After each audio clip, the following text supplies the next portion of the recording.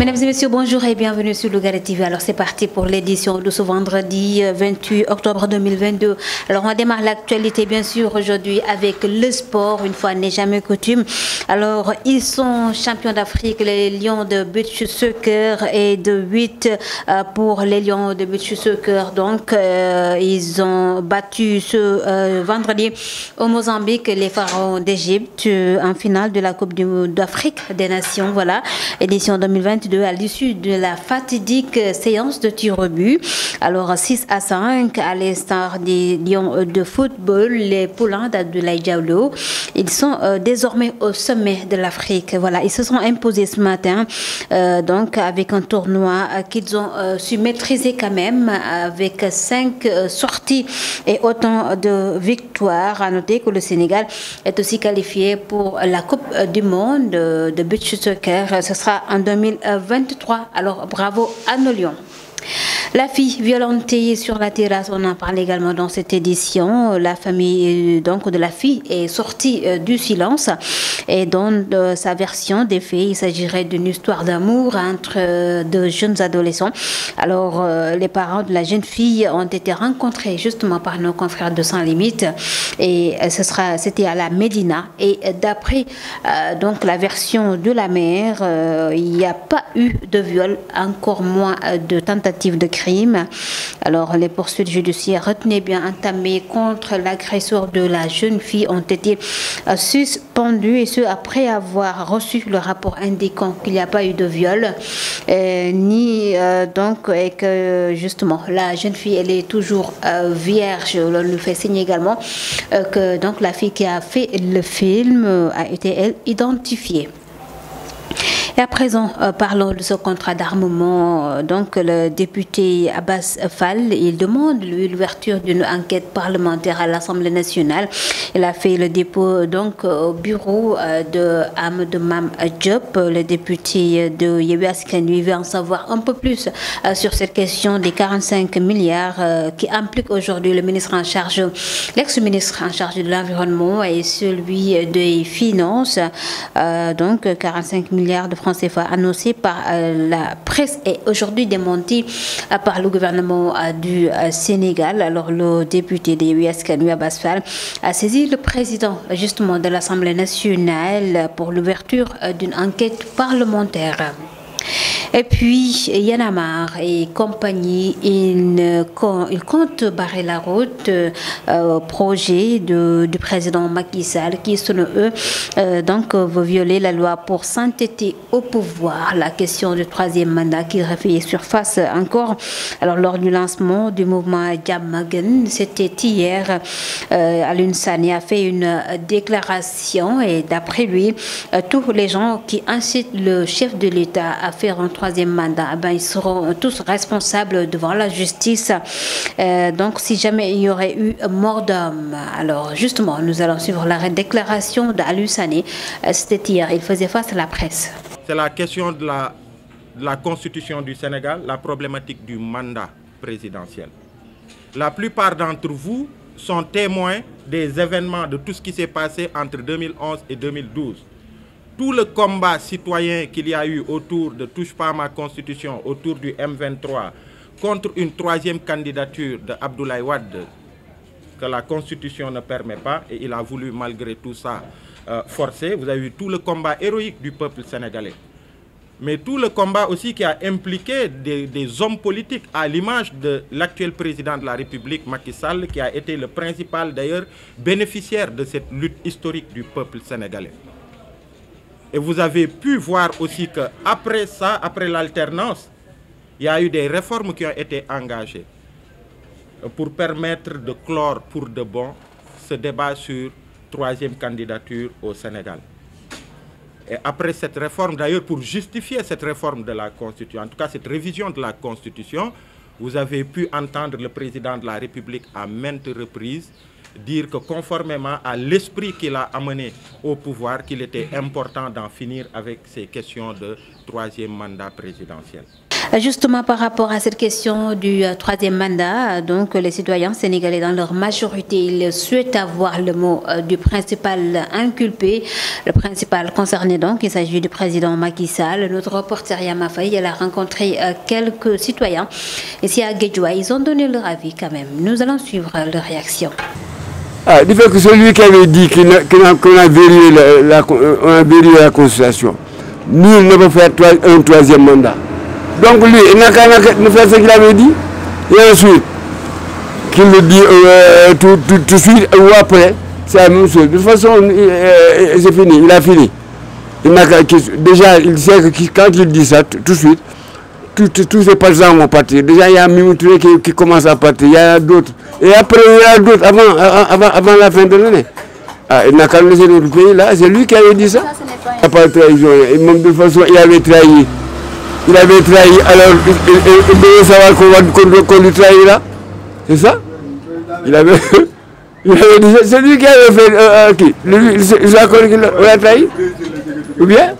Ah, c'est ça. Et là, on termine l'actualité avec ce cri de cœur des producteurs de la zone des Niayes à Noto Guyjama. Alors, la coopérative pour la promotion des produits agricoles du Sénégal demande au ministre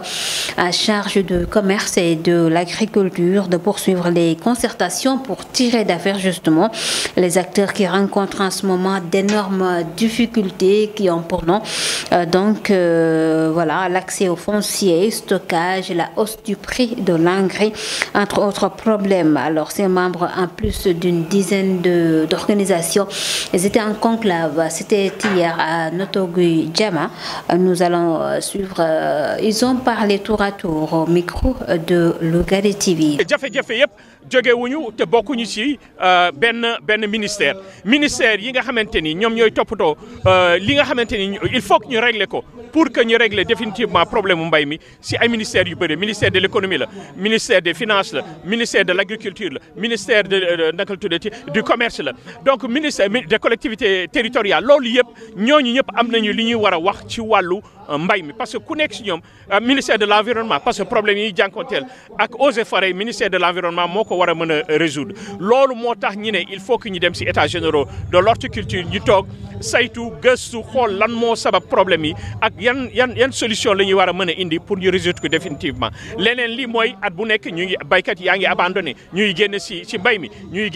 at bu nekk lan moo tax ba ñuy génn ci mbay mi politique bi nguur gi tëral la loolu moo tax ñuy génn ci mbay loolu moo tax ñu ne nguuru Sénégal war nañu mën a dimbali ci financement war nañu mën a dimbali ci baal bor yi war nañu mën a dimbali tamit ci fonds spécial boo xamante ni dañ koy jagleel mbayum dër loolu moo ñu fa def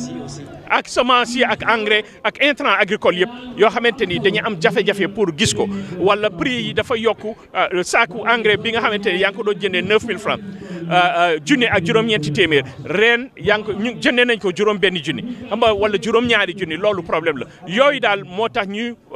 toog waxtaan la pour xool lan la ñuy mën a def ak lan la ñuy mën a dem ci nguur gi waxtaan ak ñoom pour ñu xool naka la ñuy résoudre problème yi nga xamante ni yooyu la ñuy jànkoon. Voilà, mesdames et messieurs, ça est tout pour l'actualité sur Lougaré TV. Merci à vous tous de nous avoir suivis. La version Wolof, c'est tout de suite.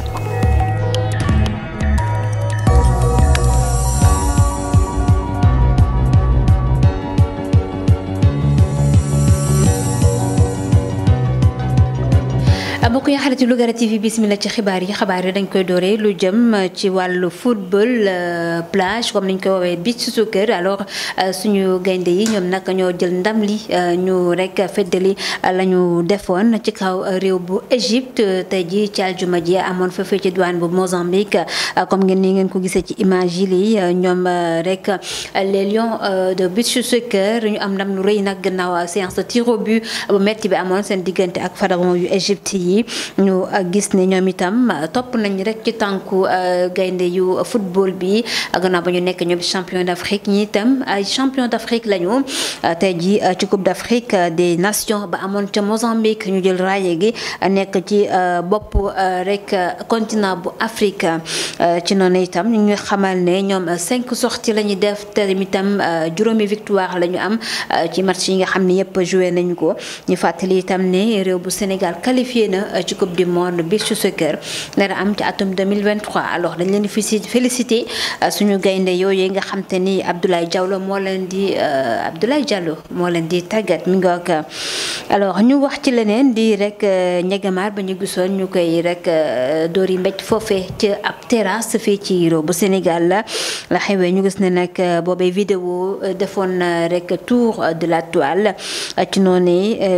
ñi jigéen ki maanaam ku jigéen ki famille am nag génn nañ ñoom it ngir joxe seen version des filles gannaaw suñu mbokk yi sans limite dañoo demoon kër ga seen kër foofee ci douane ba Médina fekk fa yaayam moom nag la mu wax moo di ne lu jëm ci wàllu viol wala sax tentative de crime dara amu ca la nga xam ni moom la ñu wax tey ji ci réseaux sociaux yi tey ji nag ñu xamal itam ne poursuite yi nga xam tegoon nañ ko ci kaw ku góor ki ko doon dóor yëkkati nañ lépp luy toppee wàllu yoon yëkkati nañ ko gannaaw nag ba ñu jotee ab notification bi wane ni xale bu jigéen bi ba tey jànq la itam ki ko doon dóor yeggul ci kawam mi ngoog tey nag mu nees naa wax ni dëgg la sax tey ñaari njaboot yi dinañ féewale wante itam ñu xamal ne lu jëm ci ku jigéen ki nga xam moo doon filmer yëf yi moom it identifier nañ ko moom ndaw si nga xam ni moo doon jël film bi lee gannaaw si loolu ñu wax lu jëm ci contrat d'armement bi lëmbee réew bu Sénégal ayu bés ñuy génn député bi di Abass Fall moom nag dafa nam bi ab li ñu tuddee information wala sax ouverture de enquête parlementaire ma ngoog foofee ci assemblée nationale lu ñu mel jëmmal na ko ndax bind na ab lettre jébbal ko maam Amadou Mame Diop njiital assemblée nationale ngir nag mu wax rek lu jëm wala rek ñu ubbi ab enquête jëmale ko ci coowal 45 milliards la ñu gis ni moom la ñu jël ngir commandé ko ay ngànnaay fii ci réew bu Sénégal ñañ ci tudd nag ñaar la ñuy Abdou rek Karim Sall ak kii di Abdoulaye Daouda Diallo alors député bu Yewwi Askan Wi li moom nag bëgg na ca am lu leer ba tax rek mu bind ab lettre jébbal ko ci table président bu assemblée nationale. ñu wax lu jëm ci Y'en a marre ak ñamu àndal ñoom itam nee nañ rek dañuy barrer la route maanaam dañu ko bëgg rek dakkal coowal 3e mandat ñoom dem ñi nga doon jënd ak taskatu xibaar yi Alioune Sane ak ñamu àndal nee nañ nag njiitu réew mi lañ bëgg a tiiñal tey jii dafa bëgg rek wekku ci nguur gi wala sax dafay bëgg a toog par force te loolee ñoom duñu ko nangu tax na rek ba ñoom it ñu def nekk aw say ne rek tey jii dañuy jug ngir xeexam lu jëm ci wàllu ñetteelu mandat bu njiitu réew mi Macky Sall alors ñuy wax itam ne moom Aliou Sané sax moo ko wax def ab déclaration bu am solo nee na lu jëm ci wàllu wili donc tey ji bu amoon ci réew mi képp ku ca faatu en tout cas ñi nga xam ne ñoom ñooy topp njiitu réew mi naan ko dafa ñetteel mandat dañ leen topp ci yoon ñoom ñëpp alors Aliou Sané moo wax kàddu yu le mel dañ koy teewlu mu Aliou Sané démb la woon fii ci douane bu Ndakaaru. C'est la question de la constitution du Sénégal, la problématique du mandat présidentiel. La plupart d'entre vous sont témoins des événements de tout ce qui s'est passé entre 2011 et 2012. Tout le combat citoyen qu'il y a eu autour de Touche pas à ma constitution, autour du M23, contre une 3e candidature de Abdoulaye Wade, que la constitution ne permet pas, et il a voulu malgré tout ça forcer. Vous avez vu tout le combat héroïque du peuple sénégalais. Mais tout le combat aussi qui a impliqué des hommes politiques, à l'image de l'actuel président de la République, Macky Sall, qui a été le principal d'ailleurs bénéficiaire de cette lutte historique du peuple sénégalais. Et vous avez pu voir aussi qu'après ça, après l'alternance, il y a eu des réformes qui ont été engagées pour permettre de clore pour de bon ce débat sur 3e candidature au Sénégal. Et après cette réforme, d'ailleurs, pour justifier cette réforme de la Constitution, en tout cas cette révision de la Constitution, vous avez pu entendre le président de la République à maintes reprises dire que conformément à l'esprit qu'il a amené au pouvoir, qu'il était important d'en finir avec ces questions de 3e mandat présidentiel. ci noonee la ñuy dese ni coowal 3e mandat bi fii ci réew bu Sénégal askan wi naka lañ ko jàngatee suñu ndaw li soxna Yama Faye demoon na seeti leen fii ci douane bu Guédiawaye ñoom itam am nañ ay kàddu ñu yëkkati jox ko moom suñu ndaw li soxna Yama Faye ñu teewlu leen. non 3e mandat du fi am moom jël sa xalaat loolu moom du ko xalaat du fi am tey du fi am ëllëg te moom yéex na ko wax waaye gaa yaa ngi génn commencé dem ba mu tuddee dem na Ndiaye kii dem na Abdou Sa dem na ñëw su fan rek ñu dañ ñëw bu ko teelee wax rek mu du àggal du troisième mandat loolu mu xam na ko waaw loolu tamit ñu yaxamtaloo waaye du ko fi defee tey du ko fi defee rek loolu moom lu leer la moom bi yoom wax teel ko wax yéex a ko waxee yem. gannaaw si loolu ñu wax lu jëm ci coowal baykat yi nekkee ci Notto Gouye Diama di ay producteurs itam ci zone de Niayes ñoom ñu ngi yuuxu di woote wàllu di wax ne nag nguur gi na leen gëstu lu jëm ci naka la ñuy def ba mun a jot ci suuf si itam njëgu engrais bi seer na loolu bokk na ci lañ doon joytu foofee ci Notto Gouye Diama gannaaw ba ñu fa nekkee ñoom ñuy bootu ci coopérative bi yëngu ci wàllu promotion produits agricoles fii ci réew bu Sénégal loolee la ñu xamle ñi ngi tamit sakku ngir rek jëwriñ ñi yore wàllu commerce ak wàllu agriculture ñoom itam ñu wéyal waxtaan bi nga xam ni doon nañ ko sumb ngir xool naka rek ñoom ñi yëngu ci wàllu mbay gën a gis seen bopp ci wàllu bi alors seen i kàddu la ñuy teewlu ba tey ci micro Lougaré TV. jafe-jafe yëpp jógewuñu te bokkuñu ci benn ministère yi nga xamante ni ñoom ñooy toppatoo li nga xamante ni il faut que ñu régler ko pour que ñu régler définitivement problème mu mbay mi si ay ministères yu bëri ministère de l'économie la ministère des finances la ministère de l'agriculture la ministère de naka la tuddati du commerce la donc ministère des collectivités territoriales loolu yëpp ñooñu ñëpp am nañu li ñuy war a wax ci wàllu mbay mi parce que ku nekk si ñoom ministère de l'environnement parce que problème yi jànkonteel ak eaux et forêts ministère de l'environnement moo ko war a mën a résoudre loolu moo tax ñu ne il faut que ñu dem si états généraux de l'horticulture ñu toog saytu gëstu xool lan moo sabab problème yi ak yan solution la ñuy war a mën a indi pour ñu résoudre ko définitivement leneen li mooy at bu nekk ñu ngi baykat yaa ngi abandonné ñuy génn si mbay mi at bu nekk lan moo tax ba ñuy génn si mbay mi politique bi nguur gi tëral la loolu moo tax ñuy génn si mbay loolu moo tax ñu ne nguuru Sénégal war nañu mën a dimbali ci financement war nañu mën a dimbali ci baal bor yi war nañu mën a dimbali tamit ci fonds spécial boo xamante ni dañ koy jagleel mbayum dër loolu moo ñu fa def ak semence yi ak engrais ak intrant agricole yëpp yoo xamante ni dañu am jafe-jafe pour gis ko wala prix yi dafa yokku saaku engrais bi nga xamante ni yaa ngi ko doon jëndee 9000 francs junni ak juróom-ñeenti téeméer ren yaa ngi ko ñu jëndee nañ ko juróom-benn junni xam nga wala juróom-ñaari junni loolu problème la yooyu daal moo tax ñu toog waxtaan la pour xool lan la ñuy mën a def ak naka la ñuy mën a dem ci nguur gi waxtaan ak ñoom pour ñu xool naka la ñuy résoudre problème yi nga xamante ni yooyu la ñuy jànkoon. ami nga ko ma koy xarit li bokk na ci li fa gënoon fas ci xibaar fii ci Lougaré TV di lañ jaajëfal bu baax ci teewlu bi di lañ jox dig daje suba incha allah.